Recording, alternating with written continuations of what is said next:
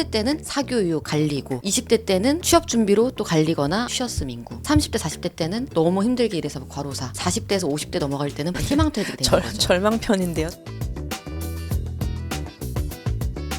네, 여러분 안녕하세요. 11월 18일 월요일 어피티 오네요. 월요일에는 한 주의 가장 중요한 경제 이슈를 짚어드리는 뉴스토스트 시간입니다. 저는 진행자 박진영입니다. 오늘도 어피티 김정인 이사님 모시고 말씀 나눠보도록 하겠습니다. 오늘 주제, 지난주 목요일에 2025학년도 대학 수학 능력 시험이 있었죠. 사실 제가 정인님은 아실 거예요. 수능과 입시에게 굉장히 진심이에요. 맞아요. 그래서 오늘 되게 기대되기도 해요. 진짜 주변에서 왜 저렇게 지금까지 수능하고 입시 얘기를 해? 그만 말해! 라고 할 정도로 지금 언수회도 아니고 국영수잖아요. 네. 하지만 저는 언수 시절 얘기하면서 아직도 수능이 막 하면서 얘기를 얹고 있는데 여하튼 그래서 저는 매년 수능날 가까워지면 계속 귀를 쫑긋하곤 해요. 올해 불수능이었나 물수능이었나 보고. 저뿐만이 아니라 나라 전체가 수능에 진심인 건 사실이기도 하죠. 수능 당일에 증시, 개장, 폐장 시간도 1시간씩 미뤄지고요. 영어 듣기 평가한다고 또 비행기 이착륙이 전면 금지되기도 하고요. 여기서 끝이 아닙니다. 수능 대비를 위한 교육비에 부모 세대 등골이 막 휘고 집값까지 널뛰면서 한국은행 총재가 이제 입시 위주의 교육에 대해서 언급할 정도로 굉장히 온 나라가 수능에 진심인데 오늘은 수능과 대입 준비 시즌을 맞이해서 모두가 대학에 목매는 대한민국. 하지만 수능 그 이후의 삶은 누구도 책임져주지 않는 절망의 대한민국에 대해서 얘기 나눠보겠습니다. 정인님 먼저 올해 수능이 어땠는지 간단히 리뷰 한번 해주세요. 이번에 굉장히 이슈가 많았잖아요. 네네. 수험생도 좀 많았을 것 같은데요. 맞아요. 일단 수능 리뷰라고 하면은 이걸 먼저 따져봐야죠. 불이냐, 물이냐. 그렇죠. 난이도가 어땠냐. 이제 물 수능에 가까웠다고 하더라고요. 근데 뭐 물 수능이 되면은 상위권 변별력 뭐 이런 얘기 나오잖아요. 그렇죠. 그래서 사실 불이어도 힘들고 물이어도 힘들고 입시생 입장에서는 다 힘듭니다. 개인적인 생각으로는 물이 더 힘들어요. 저는 수능을 2번 봤는데 한 번은 물이고 한 번 불이었거든요. 네, 아까 전 물 물에 때가 강했다. 더 힘드셨다. 저는 물 속성이 아니었다. 네. 진짜 다사다난한 수능이었잖아요. 관련 이슈가 너무 많았어요. 맞아요. 킬러 문항 논란 나오면서 그럼 이번에는 뭐 킬러 없고 뭐 중킬러도 없고 물이겠네 이렇게 생각한 분들 많으셨을 텐데 그걸 의식했을 테니까. 네, 결국 그렇게 나왔습니다. 그러면서 이제 의정 갈등 수습되지 않으면서 의대생들이 휴학을 또 하고 또 뭐 유급을 하니 퇴학을 하니 하면서 이제 뭐 의대를 노리는 고3과 재수생들이 굉장히 늘어났어요. 그렇죠. 그래서 이제 올해 N수생은 21년 만에 최고로 많았다고 합니다. 아주 최상위권 경쟁이 엄청나게 치열할 텐데요. 그래서 서울하고 지방 간 격차가 이제 5년 만에 최대로 났다고 해요. 서울에 있는 서울권 대학과 네, 지방 서울에 대학 있는 간 대학과 격차. 지방 대학 간 격차. 이제 저 때만 해도 사실 이제 지방 거점 국립대 굉장히 그러니까 높았어요. 이게 아주 최상위권은 아니라도 최상위권 바로 밑에 정도로 좀 여겨졌거든요. 맞아요. 근데 이제 한 시간이 지나면서 조금 더 밑에 이런 식으로 좀 인기도가 내려오고 있다고 합니다. 어쨌든 이번에는 의대로 좀 최상위권이 몰릴 거라서 다른 인서울 경쟁률이 하락할 것이라는 기대로 또 인서울 경쟁률도 상향 지원을 하시는 분들이 굉장히 좀 많을 거라는 예상도 있어요. 어쨌든 이 주제 한국은행까지 나서서 사교육, 대학 입시 이야기할 만큼 중요한 주제이기는 하죠. 그렇죠. 한국은행 우리나라 경제 대통령이라고 할 수 있는 이창용 총재가 이끄는 어쨌든 중앙은행에서도 이런 대학 입시에 대해서 언급할 정도로 나라 경제도 굉장히 중요한 어마어마한 영향을 미치고 있죠. 사실 학군지라는 단어를 부동산 시장에서 뺄 수가 없잖아요. 뺄 수 없죠. 그렇죠. 그 정도로 굉장히 대학 입시 교육열과 우리나라 경제가 맞닿아 있다. 그렇다는 뜻이고요. 근데 제가 듣기로는요. 요즘 대입이 저희 때 그러니까 80년대 후반에서 90년대 초반 세대가 입시할 때보다 더 힘들어졌다는 얘기가 나와요. 네. 근데 저희는 이제 입이 이만큼 나올 만한 얘기긴 한데 모두가 나 때가 제일 힘들었어라고 말할 수도 있는 거잖아요. 인서울 대학 중심으로 경쟁이 굉장히 좀 많이 치열해졌을 것 같은데 실제로는 어떤가요? 근데 사실 이제 뭐 라떼는 이게 해봐도 라떼가 언젠지를 봐야 사실은 정확한 라떼가 나오기는 맞아요. 하긴데요. 진짜 저 때 그냥 제가 입시를 치를 때에 비하면 치열해진 게 맞습니다. 몇 학번이시죠? 08학번인데요. 저 근데 우리가 아는 치열함, 그러니까 우리가 생각하는 그 치열함하고는 조금 이제 다른 정도의 치열함이에요. 네. 그러니까 생각보다 응시생이 그렇게 엄청나게 지금 인구 구조 변화가 하도 이슈여가지고 그쵸. 와 수능 보는 사람들 그럼 우리의 반토막이 났나? 근데 정원은 멀쩡한데 약간 이렇게 생각을 하시기 그쵸. 쉬운데 생각만큼 많이 줄지는 않았어요. 아직까지는. 아직은 아마 이제 내년 내후년부터 본격적으로 좀 줄어들기 시작할 아. 겁니다. 왜냐하면 올해는 졸업생 18만 명 합해서 52만 명 정도 넘게 응시를 했는데요. 신입생 모집 수 전체 이제 대학 정원 수는 한 49만 명 정도 될 거예요. 사실 이제 줄 세워서 한 명씩 이제 꽂는다고 하면 그렇게 이제 모자라지 않은 정원인데 그렇네요. 사실 이제 그렇게 아무도 들어가고 싶지 않아 그쵸. 하죠. 네. 그래서 20년 전하고 비교를 해보면은 진짜 이제 라떼라서 20년 전하고 한번 비교를 해볼게요. 2004년하고. 네.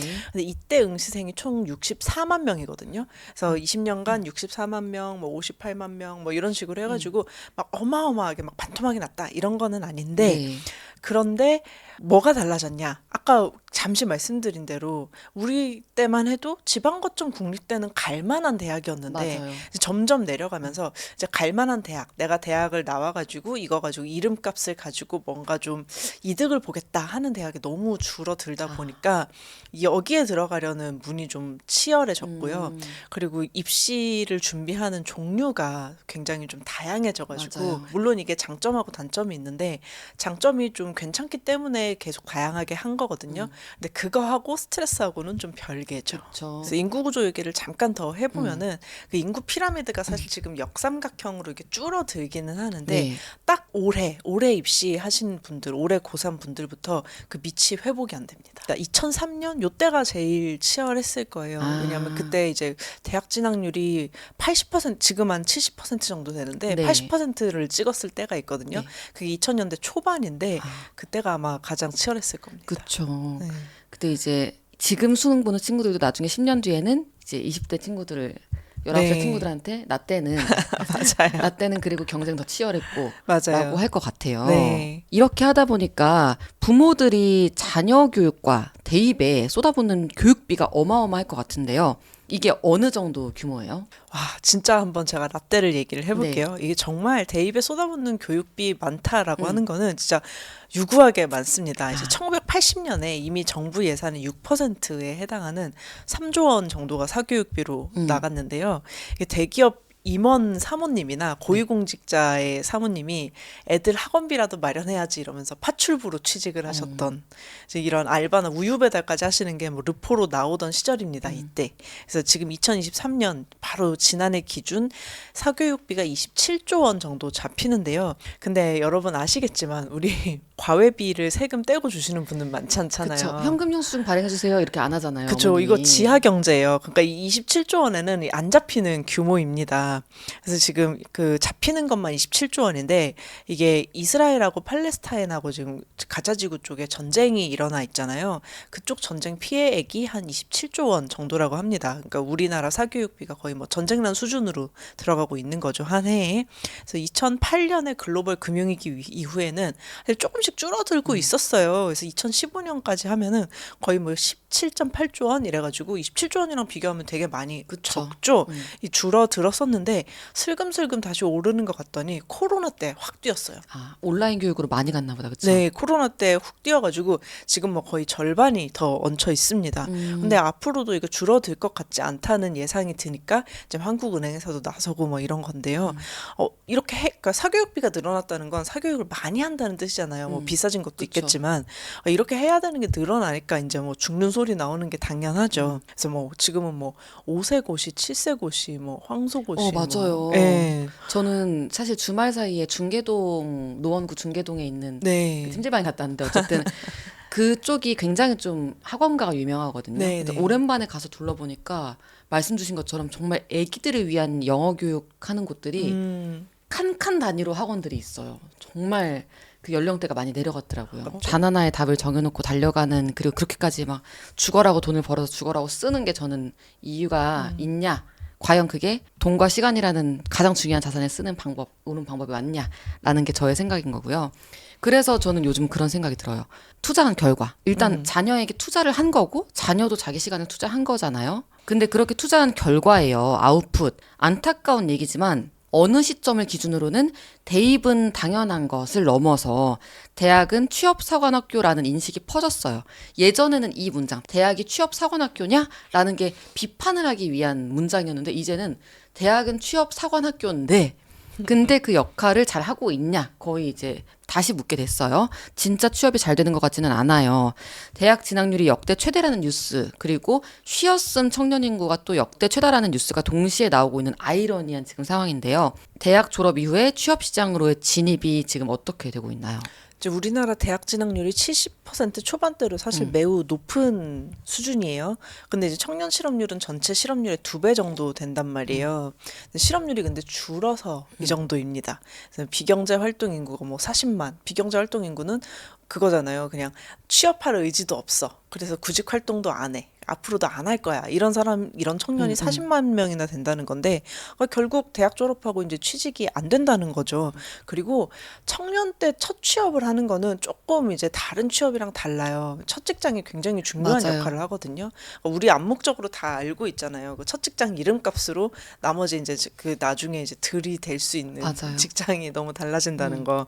그래서 당연히 좋은 직장을 찾으려고 합니다. 이게 생존 방법이에요. 사실 이제 파트타임을 찾아도 첫 직장 이름값을 영향을 받기 때문에 그래서 기다릴 수밖에 없어요. 그런 이제 문제가 하나가 있고 네. 취업자 일자리 내용하고 전공 불일치하는 거, 이 미스매치가 우리나라 노동시장에서 꽤 중요한 문제로 다뤄지는데 근데 이러면 이제 전공 얘기를 안 할 수가 없죠. 네.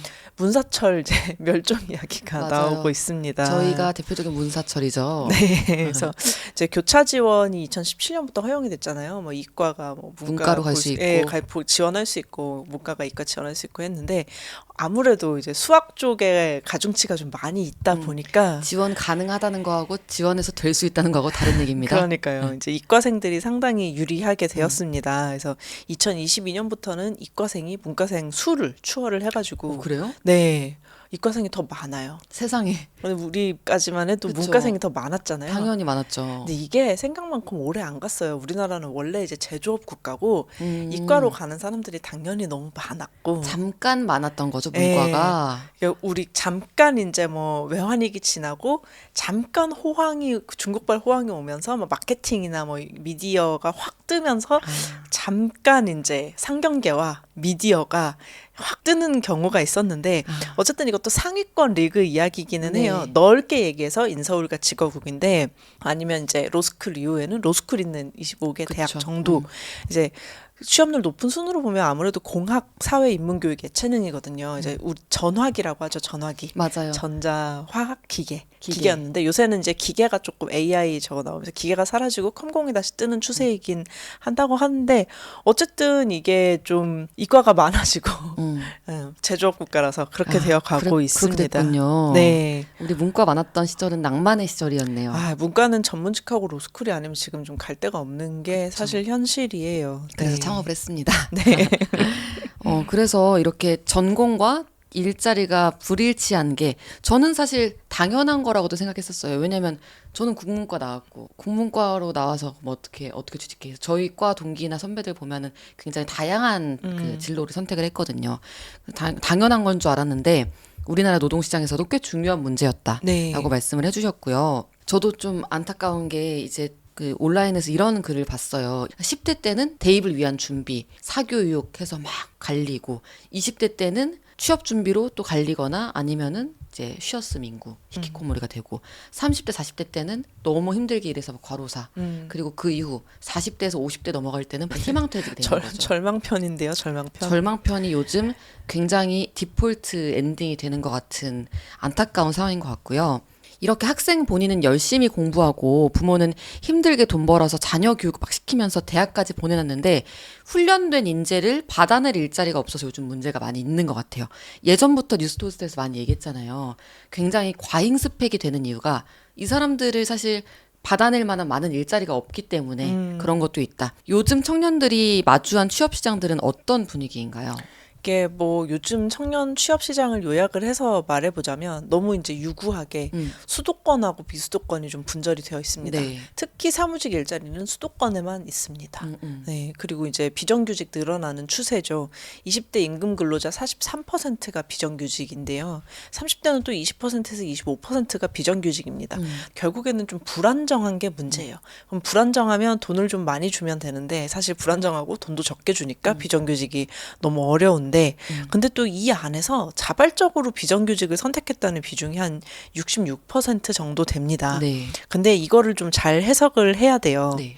이게 어떻게? 결국 정규직이라고 해도 너무 이제 이것도 정규직 일자리도 좀 이제 안 좋은 조건이 붙는 추세이니까 비슷할 거면 차라리 비정규직 하겠다라는 것도 많고 그리고 이제 프리랜서를 선택하시는 분들도 많고 그래가지고 그쵸. 그리고 아니면 이제 워라벨 워라벨을 좀 자주 쉬고 싶어 하시는 분들도 계시고 이러니까 이게 포기와 체념인지 아니면 뭐 자발적인 건지 그거는 사실 이제 밖에서 단언할 수가 없죠. 그렇죠. 그리고 사실 여기에 또 하나의 프레임이 있는 게 그냥 정규직, 그냥 비정규직 이게 아니라 맞아요. 어디에서 정규직으로 일하느냐, 중소기업이냐, 대기업이냐 이것도 많이 가르잖아요. 맞아요. 그래서 사실 이제 중소기업, 대기업 이게 내가 어떤 규모의 직장에 다니는지가 사실 제일 중요하기는 합니다.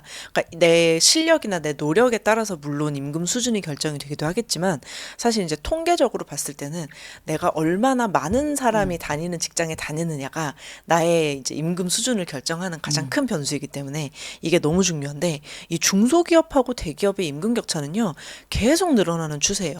지난해 기준으로 해가지고 한 305만 원 정도 차이가 나거든요. 평균. 네. 근데 이거 월급 하나가 차이가 나는 거잖아요. 그쵸.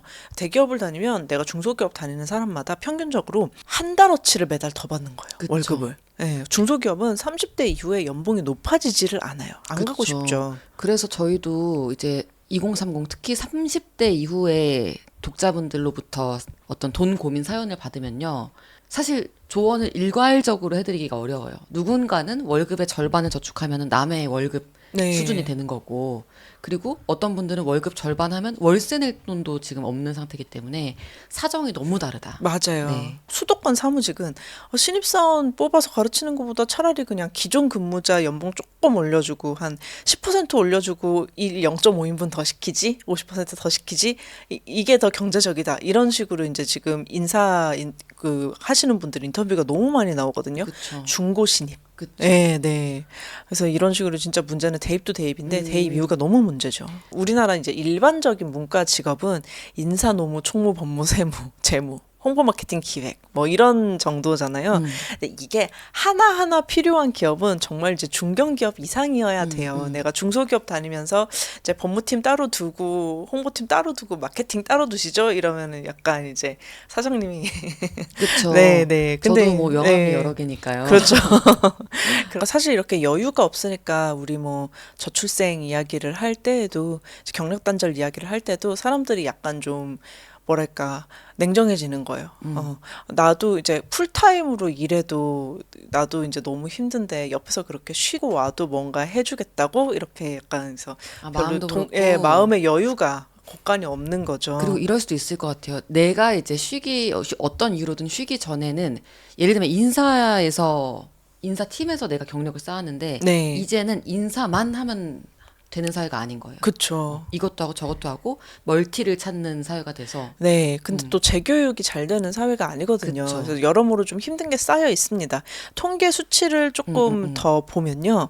이제 2023년 기준 의학 계열이 가장 취업이 잘 됩니다. 이제 83.1% 정도 취업이 됐고요. 이제 공학 계열이 이제 72.4% 취업률로 평균 이상입니다. 이제 반면에 이제 인문이나 사회 계열은 뭐 인문 59.9%, 사회 계열 63.9%로 평균 이하인데 또 이 취업률에도 사실 허수가 있어요. 허수가 있다. 네, 그래서 뭐 짤막하게 단기 일자리를 취업을 해도 어쨌든 취업률로 잡히고 내가 뭐 가족 기업에 취업을 해도 취업률이 잡히고 이렇기 때문에 이거보다 약간 더 낮게 생각하시면 될 것 같은데 그럼 이제 취업이 잘 되는 기준이 뭐냐? 이제 연구 결과를 보면요.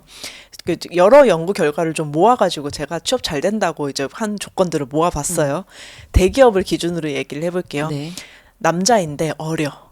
그리고 4년제 국공립을 나왔는데 학점하고 부모님 학력하고 가계소득이 높으면 이 사람은 약간 취업 걱정을 안 해도 됩니다. 이제 연구 결과이고요. 또 다른 연구를 보면 고학력인데 기혼 남자인데 출신 고등학교 소재지에 취업을 하면 또 내가 좋은 직장에 취직할 확률이 올라갑니다. 내가 나온 고등학교가 있는 곳에 있는 주소가 있는 직장. 뭐 이거는 근데 사실 우리나라로 보면은 특히 제조업이 많이 발전돼 있는 그 지방들에서는 네. 맞는 얘기인 것 같아요. 아니요, 그게 아니고 네. 그냥 강남 살면 취직이 잘 된다는 얘기예요. 네. 그렇게도 맞네요, 맞네요. 네. 정님 생각이 아니라 네, 연구 결과다. 결과입니다. 네. 그래서 이거 조금 이제 재밌는 거를 제가 좀 뽑아봤는데 네. 대학 재학 중에 아르바이트나 인턴 같은 거 해보면 아시다시피 이제 우리가 다 알고 있다시피 취업이 좀 잘 되는 편입니다. 확률이 올라가고요. 근데 이 과정에서 열정 페이를 겪으면 또 취업을 잘 못해요.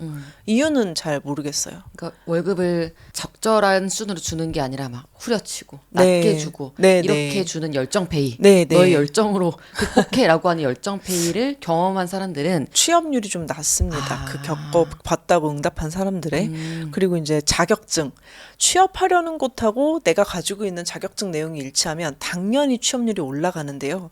상관없는 자격증이 있으면 이거는 그냥 상관이 없으니까 됐다. 이게 아무런 영향이 없다. 이게 아니라 오히려 좀 마이너스가 되더라고요. 취업률 그 나의 어떤 취업하려는 것과 자격증 내용이 불일치했을 때 네. 오히려 마이너스라고. 마이너스가 됩니다. 정희님은 결과적으로 대학 입시에 투자하는 게 자녀를 위해서든 본인을 위해서든 대학 입시에 이렇게 여러모로 시간과 돈을 투자하는 게 괜찮은 투자법이라고 생각을 하시나요? 저 먼저 말씀드리면은 저는 가성비가 떨어지는 하이리스크 하이 리턴 투자라고 생각합니다. 저는 이제 하이 리스크 로우 리턴 투자라고 생각합니다. 그쵸. 네. 최상위권 며칠 빼고는요. 이게 내가 이익을 얻으려고 투자하는 시장이 아니라 손해를 안 보려고 투자하는 시장이 되어버린 것 같아요. 사회적인 측면에서는 대학 서열하고 전공에 대한 얘기를 안 할 수가 없어요. 네. 이거는 모범 답안이에요. 전공이 중요하다 우리 사회에서. 그러면 지방대를 가면 되고 그게 아니라 정말로 그냥 머리 좋은 순서대로 뽑고 싶다. 그게 사회에 도움이 된다라고 생각을 하면 성적 맞춰서 좋은 대학에 갈 수 있도록 해주면 되는데 근데 이게 둘 다 지금 안 되고 있어서 되게 좀 사람들이 후회를 많이 하게 만드는 거거든요. 이거는 사회 구조상의 문제예요. 그리고 이제 자기가 뭐를 잘하는지 모르는 사람이 사실 대다수입니다. 죽을 때까지 모르는 사람이 더 맞아요. 많아요. 근데 이거는 너무 당연하다고 생각하거든요. 전공을 너무 일찍 선택하게 만들어요. 그리고 맞아요. 바꾸기가 너무 어려워요. 그래서 이제 재교육을 좀 활성화를 시켜줘야 되는데 그 재교육에 대한 얘기는 너무 없습니다. 그래서 공부가 19살 때 끝나요. 맞아요. 네, 29살이나 39살이나 49살에는 공부를 거의 안 하고 못 해요. 그렇죠. 네. 저 그래서 예전에는 네. 어떤 대학교에서는 학부 단위로 학생들을 뽑고 2학년으로 넘어갈 때 세부 전공을 택하게 하는 경우가 있었는데 그때는 왜 그렇게 하는지 몰랐거든요. 오히려 이제 정시 지원하는 입장에서는 학부 단위로 뽑으니까 많이 뽑는다 하고 이제 뭐 넣어보고 했었는데 저는 지금 돌이켜 보니까 처음부터 학과로 뽑는 게 아니라 학부로 뽑고 그렇게 학과를 선택할 수 있게끔 하는 게 굉장히 비교적 좋은 제도다라고 생각을 해요. 그 연구 결과가 있어요. 네. 말씀하신 학부로 들어가가지고 세부학과를 2학년 때 선택하게 하는 게 이렇게 전공 만족도라든지 나중에 취직했을 때 전공 일치율이 훨씬 더 올라갔습니다. 네. 실제로도. 그래서 그리고 적극적으로 내가 노력을 해서 나중에라도 내 전공이랑 상관없이 취직이 잘 되는 취직이 잘 되는 산업, 이제 좀 잘 나가는 산업을 선택했을 때 나의 피눈물 나는 노력은 보답을 받습니다. 기대소득은 전공을 해가지고 그쪽 산업으로 가신 분들하고 비슷합니다. 자, 이렇게 오늘 저희 대학 입시 문제에 대해서 대학을 잘 가기 위해서 이렇게 치열하게 경쟁하고도 대학 이후에 또 취업을 위한 과정은 굉장히 또 어렵고 이후에도 뭐 임금 차이도 굉장히 크고 이런 문제들을 전반적으로 쭉 짚어봤는데요. 오늘도 이렇게 말씀 나눠주신 정희님 감사합니다. 감사합니다. 네, 여러분 오늘 주제 어떠셨어요? 저 굉장히 관심 많은 주제인데 이 대학 입시 이제 TMI를 한 가지 말씀드릴게요. 그 고3 때 수능이 제가 목표로 삼았던 그 모든 고등학교 3년 동안에 목표로 삼았던 최고의 목표치 그걸 이제 넘어서는 성적이었었어요. 처음 수능을 봤을 때. 근데 대학에 다 떨어지고 내 인생에 처음으로 없던 시나리오가 펼쳐졌다 하면서 재수를 하게 됐고 재수 생활을 굉장히 열심히 했고 근데 저희가 한창 제가 1, 1학번으로 이제 입학을 했는데 그때부터 해서 한 또 몇 년 동안 굉장히 또 입시 열기가 뜨거워서 한 번은 제가 입시 위주의 교육을 좀 비판하는 프로젝트를 하면서 당시 재수학원이나 학원가에 있었던 전단지를 이제 막 찾아봤던 적도 있었거든요. 근데 어떤 것도 있었냐? 제가 재수했을 때는 뭐 학원 문에 철창을 내리고 뭐 하면은 벌점 매기고 쫓아내고 뭐 이런 것들도 있었지만 한창 한 10년 전 정도에는 이런 것도 있었어요. 학원에서 코피 흘린 거 학원에 제출하면은 상점 주는 그런 것도 실제로 봤었고요. 뭐 연애하면 벌점 주고 이런 거 뭐 당연하고 뭐 수능 잘 보게 하는 우등생 주사 같은 것도 총명탕처럼 막 나오고 수능 주사라는 게 실제로 막 나왔었어요. 그런 것들 보면서 와 이게 미쳤다 막 이런 생각을 하고 있었던 적이 있었는데 저는 여러모로 사실 수능 위주, 대입 위주의 입시 교육 문제, 교육 커리큘럼에 굉장히 좀 비판적인 편입니다. 그럴 에너지를 조금만 할애해서 금융교육을 시켜야 된다. 생활 법률 교육을 시켜야 된다라고 생각하는 게 저의 생각이고요. 나는 대학 갈 수 있는 사람이 아니면 아무것도 아니구나 라는 생각을 했던 적이 있어서 많은 친구들이 그런 생각을 단 한순간이라도 안 하고 덜 했으면 좋겠다는 생각에 이런 얘기를 하고 있습니다. 그리고 여러분 저희 이번 주 방송도 간단히 예고를 드릴게요. 이번 주에는 너무너무 중요한 연말 다가오잖아요. 연말 다가오고 뭐가 있습니까? 연말정산 전문가분을 저희가 목요일날 모실 예정인데요. 이전에 청년 신용관리 또 대출 관리법 말씀해 주셨던 박수연 상담사님 모시고 얘기를 나눠볼 예정이에요. 근데 사전에 제가 통화로 연말정산 관련해서 우리 2030 시청자분들에게 어떤 조언해 주실 수 있을 거 뭐 있나요? 했더니 그날 30몇 분은 통화했어요.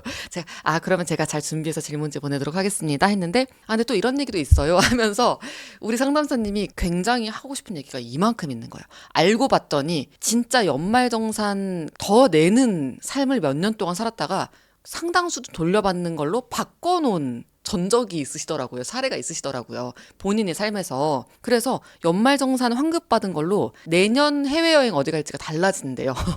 이 말 대박이죠. 정말 구체적인 팁부터 진짜 실질적인 꿀팁을 다 담아서 가져오실 예정입니다. 절대 놓치지 마세요. 이번 주 목요일 방송으로 싹 정리하실 수 있게끔 잘 준비해서 오도록 하겠습니다. 저희는 매주 월요일과 목요일 아침 7시 40분부터 시작하는 어피티 온에어 라이브로 인사드리도록 하겠습니다. 목요일 함께하는 연말정산 전문가와의 전문가 초대석도 절대 놓치지 마세요. 그러면 저는 목요일 아침 7시 40분에 찾아오도록 하겠습니다. 오늘도 감사합니다. 화이팅!